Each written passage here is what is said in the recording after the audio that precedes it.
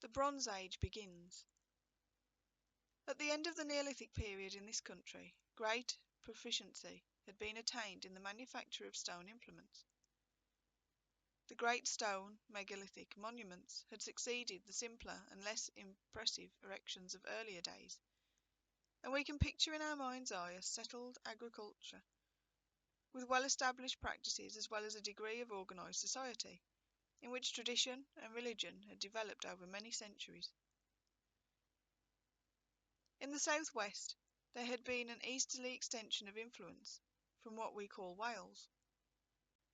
This is well illustrated by the transport of the Breslau stones by the builders of Stonehenge to the Wiltshire Downlands from South Wales. See page 72. To get a working idea of conditions at the beginning of the Bronze Age in Britain, we should perhaps remind ourselves that in Spain and southern France the use of bronze had already begun, and that among weapons made there were flat daggers, and also that right from the beginning of the Neolithic period of this country, bronze was already employed in Mesopotamia and Egypt. When our Bronze Age began, copper and bronze implements already in use in Ireland included the flat halberd. From all three of the sources just mentioned, traders brought their wares to the southern and western ports of our island in the first days of the Bronze Age here, about 1900 BC. About the same time from northwest Europe came the so-called beaker folk.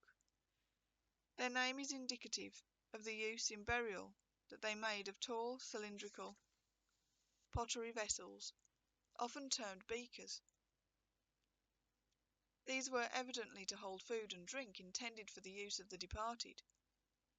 These beakers, occasionally provided with a handle, are of good thin ware, made without the use of a potter's wheel. They are generally found in round barrows, with unburnt interments. Typically beakers are covered with ornament and consist of a globular body and a neck. The neck is either cylindrical or an inverted cone. The pattern is usually arranged horizontally, but sometimes vertical ornament on the neck helps to distinguish that part of the vessel from the body. The ornament was, of course, impressed before baking the pottery. It consists of small rings and of herringbone and other linear designs, including cross-hatching, produced with wood or bone styles and dies, and a cord pattern applied by twisted thongs.